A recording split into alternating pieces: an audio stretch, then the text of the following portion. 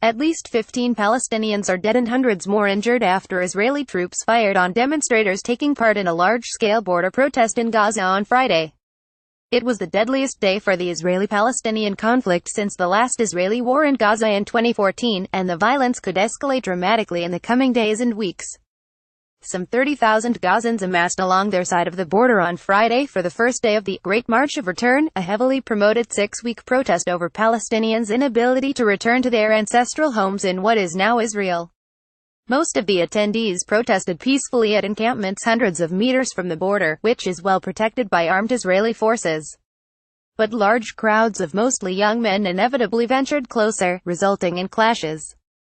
Those demonstrators mostly hurled rocks, but some threw Molotov cocktails and rolled burning tires at the border fence. The IDF forces fired back, using tear gas as well as bullets. According to the Israeli government, 17,000 Palestinians were rioting in 6 parts of the Gaza Strip on Friday, and its troops were forced to repel militants and would-be invaders at the border fence, and only took action in accordance with their rules of engagement. They say the demonstration is no peaceful protest at all, but a staging ground for attacks and a well-organized and violent terror gathering, as described by Israel's UN ambassador, Danny Danon. The Israeli military claims that some of Friday's protesters fired on Israeli troops, and they insist they only fired back on the main instigators for the violence, and that most of the dead were fighters from Hamas or other militant groups. Hamas says only 5 of the dead were members of its armed wing. The UN and human rights groups in both Israel and Gaza are now calling for an investigation into the deaths, as are some family members of those killed.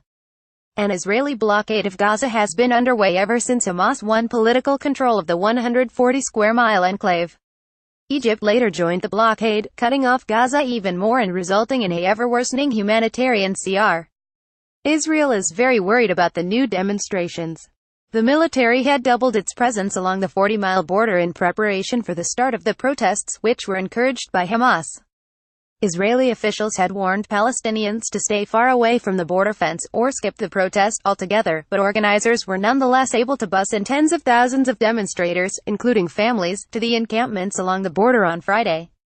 After 6 weeks of protests, the plan is to then have a mass march toward the fence on May 15, the day Palestinians commemorate the anniversary of Israel's declaration of independence and the resulting war, which led to hundreds of thousands of Palestinians fleeing their homes. They call that event the Nakba, or catastrophe. Israel is undoubtedly very concerned about any large-scale final march toward the border, let alone one that may have followed numerous cycles of violence in Gaza. And tensions could be much higher by May 15, as it will also be one day after the U.S. says it will have officially moved its embassy to Jerusalem, a Trump administration plan which has enraged Palestinians and effectively ended U.S. involvement in any peace process, though the State Department says the U.S. is deeply saddened by violence on Friday. Fewer Palestinians came to protest along the border on Saturday, but as many as 70 people were still injured by Israeli fire and new clashes, according to Palestinian health officials.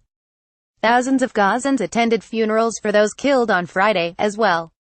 After Friday's clashes, an IDF spokesman warned that the violence is likely to continue until May 15, and he threatened to send troops over the border if the situation escalates. If that invasion happens, it would mark the 4th war in Gaza in a decade.